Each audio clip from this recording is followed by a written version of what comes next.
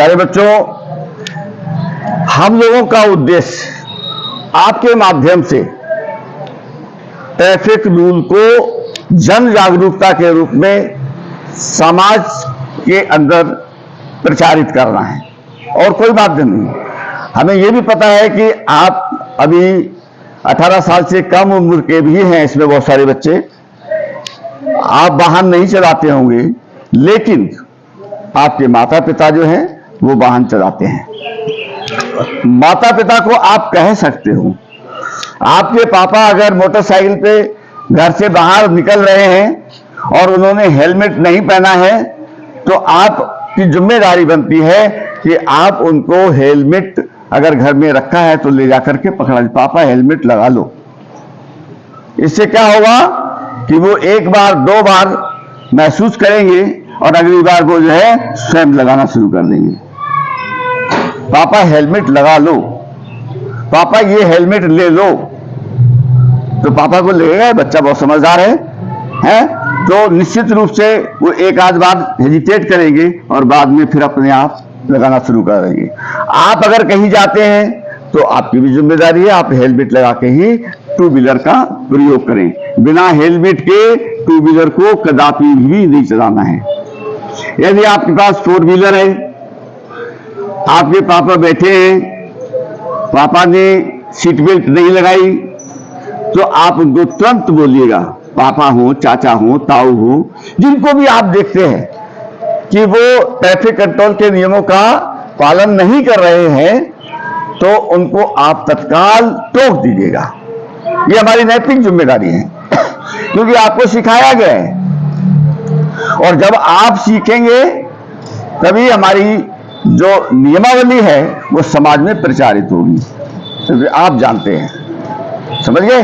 तो उनको बोलिएगा पापा सीट बेल्ट लगाइए, तब आगे बढ़िए।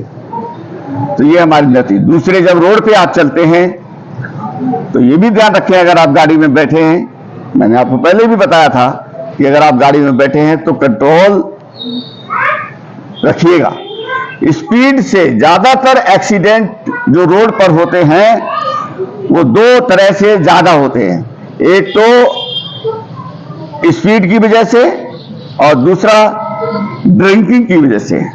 अल्कोहल पी करके जो बच्चे ड्राइव करते हैं, जो लोग ड्राइव करते हैं, उनकी संभावना एक्सीडेंट की ज्यादा होती है। दूसरे, जो बहुत स्पीड से गाड़ी चलाते हैं। अगर आपकी स्पीड नॉर्मल है,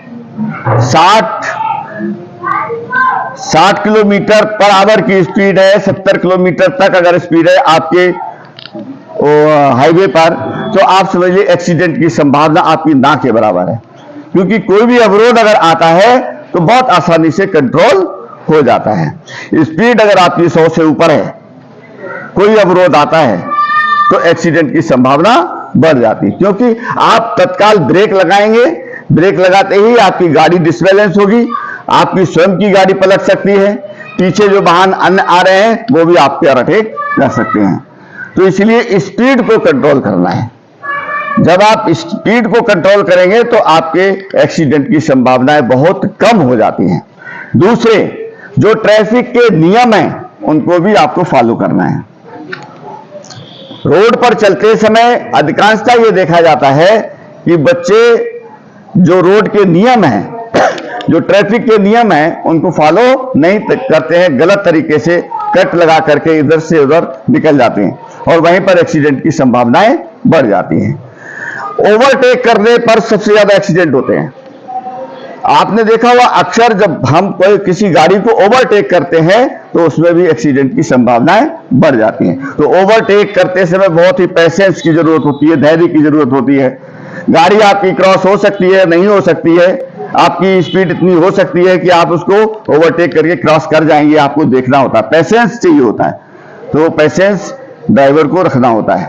तो आप ध्यान रखें, आप अगर ड्राइव कर रहे हैं तो, और अगर ड्राइवर के साथ बैठे हुए हैं, आपके मम्मी पापा चाचा ताऊ बैठे हुए हैं, उनके साथ बैठे, तो आप इस चीज को उनको सूचित कर सकते हैं, उनको आप इंटीमेट कर सकते हैं कि नहीं अभी रुक जाइए, गाड़ी की स्पीड इतनी नहीं है, ठीक है।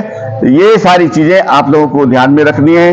जिससे कि आपका जीवन सुरक्षित रहे, आपके परिवार का जीवन सुरक्षित रहे और हमारे समाज में जागरूकता फैले। ठीक है बच्चों।